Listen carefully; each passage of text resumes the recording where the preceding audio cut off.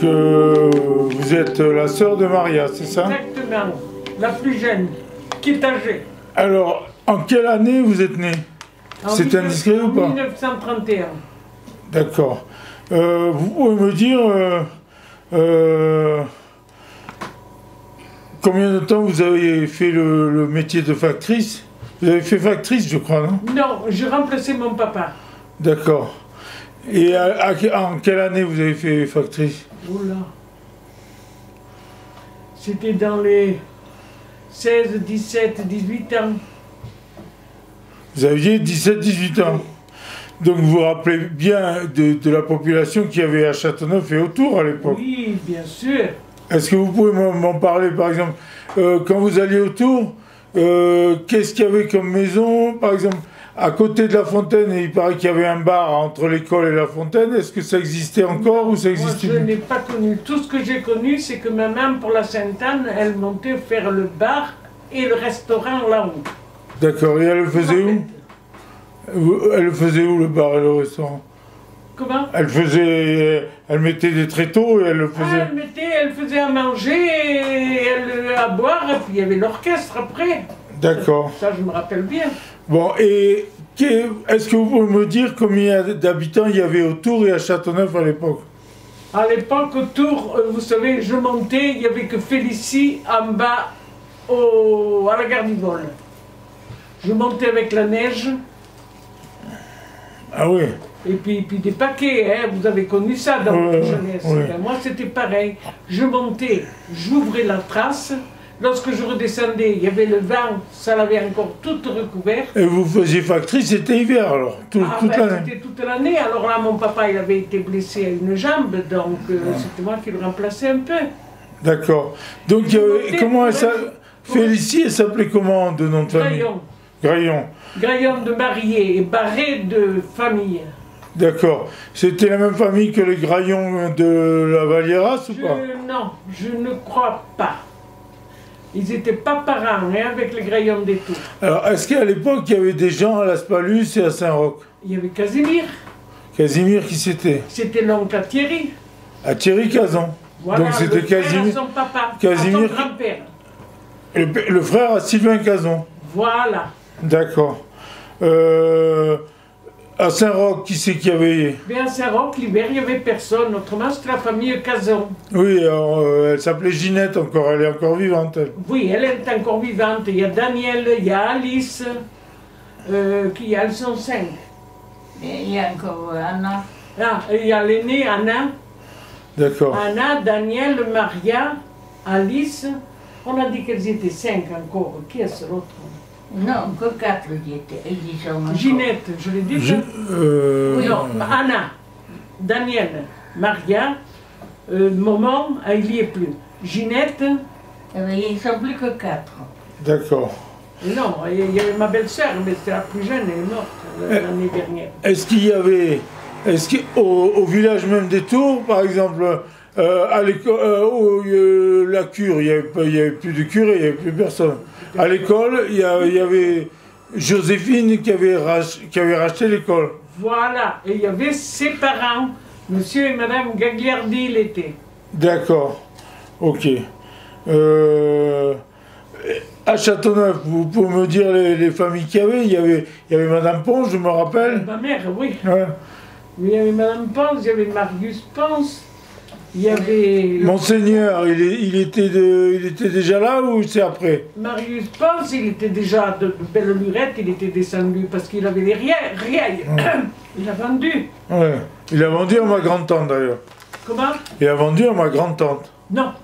Il avait vendu à Domange, un berger qui venait à Trotte à l'époque. Et c'est lui qui a vendu à ma grande-tante. Hein. Et Domange, il a vendu... Ah non, ça a encore été vendu à Cazor, la Bienvenue. Ah d'accord. Et après, ça a été vendu à votre tante. D'accord. Et des casons, alors il n'y en avait pas tant que ça. À Las Palus, il n'y en avait plus à l'époque. Non, moi j'ai connu que Casimir à Las Palus. Hein. D'accord. Et ça, c'était en 1900... vous avez 18 ans, vous êtes né en 1931, c'est ça? Oui. 1940. Oui. Je ne me rappelle pas quand est-ce qu'il est mort. Juste avant la Deuxième Guerre, alors. Ah oui. 63. Ça, je me souviens pas, j'étais plus là. 63. Ah ouais. Et est-ce qu'il y avait Mémandine aussi Ah ben eux, ils étaient l'été. C'est tout. Voilà, ils venaient garder les moutons ou ils avaient déjà un berger? Non, ils venaient garder les moutons. D'accord. Pas les siens, hein. Hein? C'était pas les siens, Non, ils les c'était prenaient à des- l'estive. C'était des brebis qui louaient. Voilà. D'accord. Donc, à l'époque, déjà, en 1939, on va dire, Voilà. juste avant la guerre, Ben, il ils y sont avait- tous partis à ce il moment-là. n'y avait plus personne qui habitait. Voilà. Est-ce que vous avez connu quand les militaires sont venus investir les casemates en haut et même la grande maison à côté de la cure, celle où j'habite maintenant? Parce que moi, quand j'ai refait la maison, il y avait marqué adjudant de compagnie, il y avait marqué plein de Et trucs oui, militaires. il y avait l'armée, c'est sûr. Vous n'avez pas connu ça? Ben oui, je l'ai connu, mais j'étais toute jeune. D'accord. Ouais, donc après, donc à Châteauneuf, on a dit, il y avait votre mère. Il y avait ma mère, il y avait Marius Ponce, il y avait encore mes tantes, en haut pouce. Mon oncle. Tante Jeanne. Tante Jeanne, elle y était encore, Et Adelino. en bas. Adeline aussi, Madame Et Mandine. Madame Ginesi. Madame Ginesi aussi. Après, chez les Grailles aussi, ils y étaient Oui. mariés. Elle est partie quand je me suis mariée, Oui. en 56. Autrement, ils étaient là. Bon, et les gens, alors autour, il n'y avait plus personne qui vivait à l'année. Et à Châteauneuf, qui y vivait, ils vivaient de quoi? Il y en avait qui étaient bergers, les autres ils faisaient Ben, quoi? à l'époque, ben, on ensemençait. D'accord. On avait des vaches. Et on vivait avec les produits du lait, de pas grand-chose, quoi, on mangeait. Ah, d'accord. On mangeait. Et c'est pour ça qu'il y a eu l'exode rural et que tout le monde est parti en fait. Ben, bien sûr, et ici, quel avenir? Moi, Ouais, dès le premier, ouais. hein, quand je me suis mariée, je suis partie. Ah ouais, bien sûr. Et Mémandine nous disait que son frère s'était tué juste avant le tunnel, il était tombé de l'âne, il était sous sur l'âne, il est tombé, on n'avait plus que le béret Oui, qui était sur je l'arbre. crois que c'était Son frère a eu- mariage.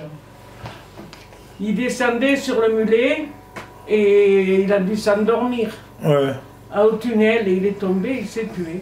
Après, il y a une autre Cason qui paraît qu'il s'est tué au virage là-bas en voyant les lumières de Châteauneuf. Oui, mais c'était la maman de Sylvain et de Casimir Cazon. D'accord. Ils descendaient un matin à la foire, ils avaient des moutons qui les amenaient au marché, et lorsqu'ils ont paru à la croix, comme on appelle nous, Ouais, ils ont vu au la virage de lumière la ici. croix. Ouais. Et elle a filé droit au lieu de... Ouais. C'est la lumière qui l'a ébloui, quoi, disons. D'accord. C'est vrai que Monseigneur, le facteur, il s'est retrouvé en équilibre avec la Diane sur le... Oh, juste là derrière, oui. D'accord. Il était avec le muet, avec Marius. Avec Marius. D'accord. Après, moi, je peux vous dire que j'ai travaillé au canal avec les hommes pelle et pioche. 10 heures de rang. Le canal qui vient de Le canal Sochaneg. qui est alimenté, qui a la prise en bas au fond du tunnel. D'accord. Et l'orage avait emporté le mur, le barrage. Et donc, il fallait... Il fallait déboucher, refaire le mur. Il fallait du matériel pour le remonter. Comment? Et bien moi, comme les hommes, comme je venais travailler avec eux, et bien je prenais un sac de ciment, on me le chargeait, un sac de ciment à la route, et on le descendait en bas au fond dans la barlate. Et aucun pied ne vous tenait, c'était que du gravillon, hein, je ne dis pas. Une fois en bas, il fallait remonter et en reprendre un autre. Alors, le canal, est-ce que c'est comme dans la vallée de la Tinée, on appelle ça un bial ou pas? Oui, oui, oui. C'est un bial. Ou bien. D'accord. Ouais, parce qu'il y a des mots qui changent un peu. Oui, oui, Par oui, on n'a exemple, pas le même dialecte. un ventail ici, et là-bas c'est un ventor. Voilà. Donc voilà. c'est Il y a un pas peu les mêmes différent. noms. Non, D'accord. non, on n'a pas le même dialecte. Qu'est-ce qu'il y a comme. Qu'est-ce que vous pouvez me raconter comme autre histoire qui s'est passée au village à l'époque? Quand vous êtes marié, vous avez connu votre mari où? Je suis allée à l'école avec lui. Donc vous l'avez connu très tôt. Oui, mais enfin, ça me pensait qu'un jour on se Et retrouverait. il était d'où lui? Il était de Bante. D'accord. Et le père Gilou, il était de Bante aussi, non? Oui. Il était du trou. Ouais, le Trauc. Moi, il était natif de Bante. Ouais. Et bien, moi aussi, il était natif du trou. Ah bon? Bon, alors, ils sont tous les deux de bande. Oui. Ouais, donc, vous vous mariez entre... Comment vous les rencontriez? Vous alliez au bal Ben, c'est-à-dire, ben oui, on se voyait tout le temps. à la fête de village Et puis, comme je faisais le facteur, il fallait porter le journal à Bante aussi. On se voyait. D'accord.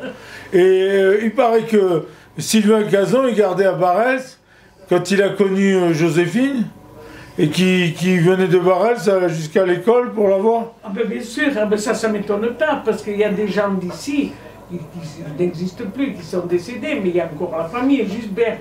Elle était de l'assistance publique, elle était à Barels. Et bien, elle nous disait que l'hiver, ils partaient, ils descendaient, ils allaient faire la veillée à Dunier, là en face. Et autour. Et ils allaient des fois autour, D'accord. mais quand il n'y avait pas d'autres. Est-ce que vous avez connu, par exemple, les maisons des Tours, il y avait une rue derrière L'école. oui, et derrière, à droite du lavoir, derrière là où il y a l'ancienne maison de Mme Bourgarel et celle d'à côté d'Aristide Mandine. Oui, oui. Il y avait une rue derrière là. Moi, ça, je ne l'ai pas connu. Vous l'avez pas connu? Je crois que tu y es resté. Vous avez connu peut-être les ruines, mais... Voilà, Oui. les ruines. Ouais, moi je les ai connues les ruines. C'était des gens de grâce. D'accord. Et oui, parce que Léa elle disait qu'ils avaient de la famille à Grasse, c'est ça. Et, Des gens de grâce. alors qui c'est qui reste? Est-ce que vous connaissez des gens qui sont encore vivants, qui sont des Tours ou de Châteauneuf, qui sont plus ici, qui sont ailleurs, qui sont dans le Eh Var? ben, j'ai une cousine que sa maman partait des Caire D'accord. et qui s'appelait Caire. Elle s'appelait Caire. Oui, elle était mariée avec un frère de mon papa. Donc le Caire, c'est par rapport à elle que ça s'appelle le Caire, non? Non, c'était le Caire, le nom de famille. D'ailleurs, si vous allez au cimetière de Villeneuve, sur sa tombe, il y a Léa Caire, D'accord. épouse de Ponce. Parce que sinon, pas toi, Lucaire. Moi, j'ai déjà vu des montagnes un peu carrées qu'on appelait Lucaire. Je ne sais pas pourquoi qu'on appelait le Caire, la douce Caire. D'accord. Et c'était le nom Caire. Et là, j'ai encore une cousine qui a un an de plus que moi, qui est à Roquestéron. D'accord. Et il n'y avait plus personne qui faisait tourner les fours du village, ni autour, ni ici. Je ne l'ai jamais vu. Ici, D'accord. oui, ici, le Ici, four oui. a toujours Pour fonctionné. Oui. Mais autour, non. Non, Parce que, et même le tour, après, le four, il a été détruit quand ils ont refait la route. Eh bien sûr. Quand ils l'ont fait passer derrière. Parce qu'au début, elle passait dans le champ de Cazon. Oui. Mais avant de route vraiment là-haut, il n'y en avait pas. Hein. C'est après qu'alors ils l'ont fait tourner là-bas au-dessus des Au virage. qui est arrivé. Par contre, sur les anciennes photos, on voit qu'il y avait un chemin là déjà. Voilà. Mais il n'y avait pas, la route, pour faire passer la route, ils étaient obligés d'enlever la ruine du four. Ah ben, c'est sûr, hein. Ouais, d'accord. C'est sûr. Après, moi, j'ai connu Mme Bourgarel aussi. Jojo, son neveu. Après Thierry Cazan, ils étaient comme ça. Oui. Alors, à la belle saison, maman et papa montaient, il a monté avec la charrette, comme ils ne pouvaient pas trop marcher. Et alors, eux, ils étaient là-haut, qu'ils guettaient lorsqu'ils les voyaient paraître à Saint-Jean. Ils partaient en courant pour monter sur la charrette jusque là-haut. Et qui c'est qui habitait le Viralet à l'époque? Il n'y avait personne? Et moi, le Viralet, oui, c'était M. Bertrand. D'accord. Et du reste, il y a ses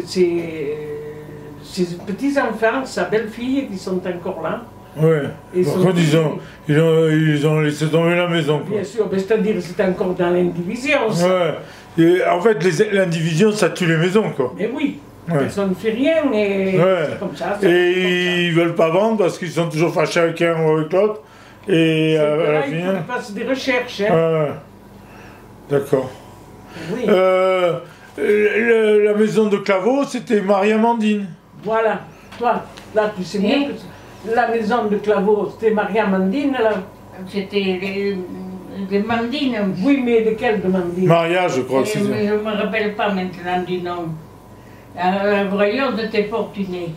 Non, mais en bas, c'était vraiment chez elle, quoi, Marie-Amandine. Ouais, Oui, elle a oui. vendu à Claveau, elle.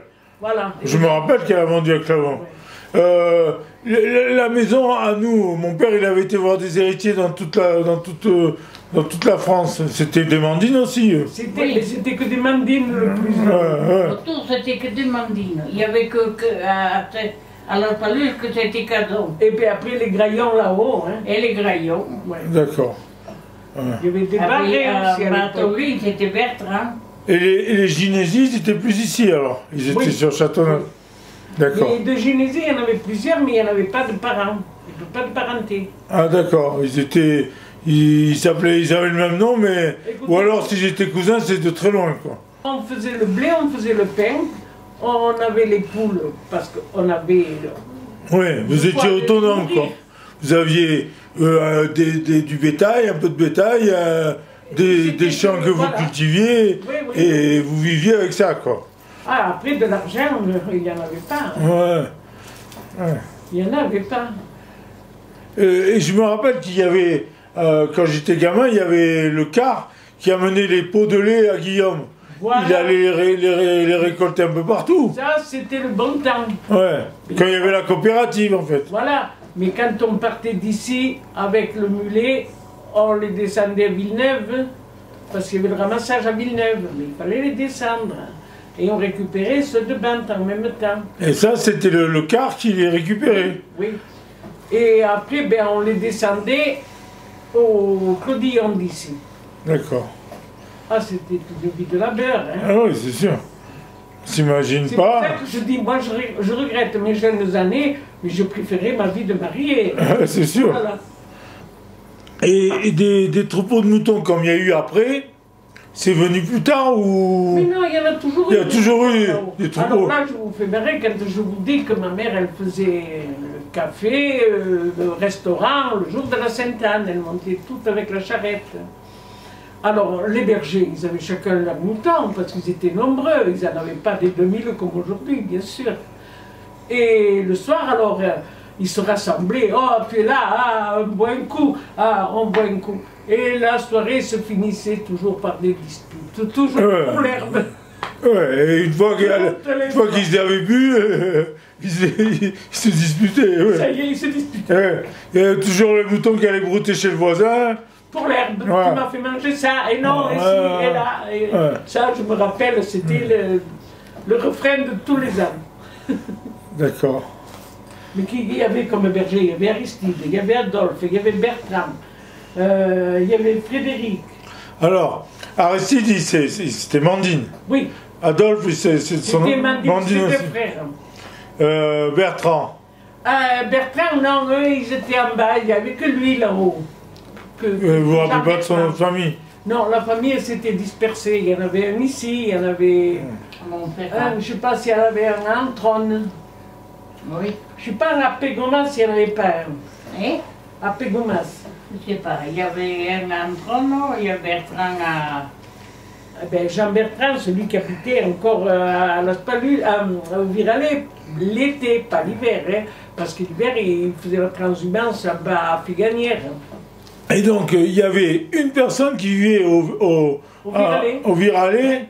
Oui, oui. Félicie, elle vivait au Viralet.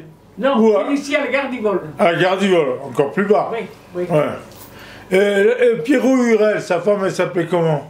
Ah. Parce qu'elle a vécu, elle aussi, à la Gardivole. Elle y a bien un peu vécu, mais pas beaucoup. Elle est devenue un peu... il paraît qu'elle est devenue un peu folle. Elle était venue un peu ma soeur l'a gardée même. Ouais. Mais comment qu'elle s'appelait? Janine. Ni son nom de famille, ça je ne peux pas vous dire. D'accord. Et ils étaient mariés. Hein. La femme à Pierrot Hurel. Ils étaient mariés. Qui? Pierre avec sa femme, ils étaient mariés. Oui, ils étaient mariés. Elle était de Château-Renard. Oui, de Château-Renard. Institutrice qui restait jusqu'en 58. Oui. À Châteauneuf. À Châteauneuf, bien sûr. Bien sûr. Et puis après, bon, ça n'a pas marché, puis il n'y avait plus d'élèves. Et elle est allée dans la Tinée. Et elle s'est mariée à Roya. D'accord. Et elle est restée à Roya. Et elle est restée à Roya. Et vous savez comment elle s'appelait, cette Ah, maintenant, à l'époque, je le savais. Parce qu'à Roya, il y a des murisses. Oui, mais je crois que c'est une Elle s'est mariée avec une murisse. Oui, oui. Et il y a quelques avec années, un murisse. il était venu son fils pour voir où sa mère avait enseigné. Et il avait demandé le maire, il avait vu ma fille, bien sûr. Il avait voulu voir un peu. D'accord. Tu sais, il faudrait mener la vache au bœuf parce que, bon, alors mon mari, n'était pas mon mari, mais j'avais pas peur de descendre, je savais quand même qu'on rentrait la nuit, j'avais pas peur. On arrive à la rivière, hein. On avait des amis de longue date avec mes parents et tout, alors il y avait des filles, mais on monte à Bouchanière par Claudérault, et Claudérault, ça part de la grande maison blanche, là, au début de la rivière. Celle de Bratico? Non. Ah, celle qui est plus haut à droite, là. Voilà. Ah non, à gauche. À gauche. Là, juste en sortant de la barlade. Qui s'appelle Chanteflamme, là, ou je sais pas quoi. Je crois qu'elle s'appelle Chanteflamme. Non, Chanteflamme, c'était Guillaume. Non, à la rivière, là. Oui, juste après le pont, à gauche. Vous partez de la rivière, de la barlate. Oui. Bon, il y en a une villa neuve, mais après il y a une... Ah oui, en venant d'ici, d'accord. Non, c'est des Anglais qui sont dedans. Voilà, non, c'est des Anglais, ce qu'il y a là-bas, chez Magalan, oui. Oui, mais là aussi c'est des Anglais. Ah bon? Et me dit, tu veux la vache à l'écurie, et puis on monte par Claudérault. C'était déjà nuit. Moi, quand j'y pense, on est arrivé là-haut à 11h du soir. Et le bal, il finissait à quelle heure? Il finissait peut-être à 1h. Et après, on est reparti, mais là, on avait une occasion pour descendre. Et arrivé encore à la rivière, on a cassé la croûte. Et vous descendiez comment? Vous aviez des voitures? On avait eu une camionnette qui nous avait amenés jusqu'à la rivière. Déjà, c'était pas mal. Vous alliez pas avec la charrette et le cheval? Et là, on a mangé. Après, on est reparti avec ma vache. On passe sur le plateau, là. Je rencontre mon oncle, le frère à mon père, qui descendait faire le courrier, qui faisait la distribution à Bouchanière. C'était jour, bien sûr. J'arrive, je mets ma vache à l'écurie, mon mari, bien sûr, il part chez lui, et je commence à traire, et après, c'était pas tout, mais il fallait les sortir, les vaches. Et une fois, on était descendu au 14 juillet, avec Titine, là, et ma belle-sœur. On est descendu de nuit, c'est quand ils faisaient le pont de la Barlate. On a dit, ah bon, on est descendu, mais 3 filles. Ben, on était passés sans encombre. Et puis là-bas à la rivière, il y en a un qui nous a suivis. Et puis tout d'un coup, il dit, vous avez dansé? Oui. Puis tout d'un coup, il nous a passé par devant, il nous a demandé, il n'y a pas une telle? Alors on a dit non. Et il nous a dit, bonne soirée. On est parti au 14 juillet, Guillaume. Une danse. Et à l'époque, il n'y avait pas de pont pour traverser la Barlate? Mais je ne sais pas comment on le traversait. Il était en construction. Je sais qu'on était passé par là. Mais vous dire comment qu'il était à ce moment-là. Il devait bien avoir un petit pont, mais là, il le refaisait, quoi. Oui, il le refaisait. Après, on est reparti, mais encore à pied. Et après, on avait des jeunes qui nous avaient accompagnés jusqu'au Clodillon. On a dit maintenant, dans les lacets, nous, on connaît. On n'a pas de soucis. D'accord. Là, je suis arrivé, aller encore te changer, traire et aller moissonner. Alors, je ne vous dis pas la matinée que j'ai passée avec l'oncle Étienne.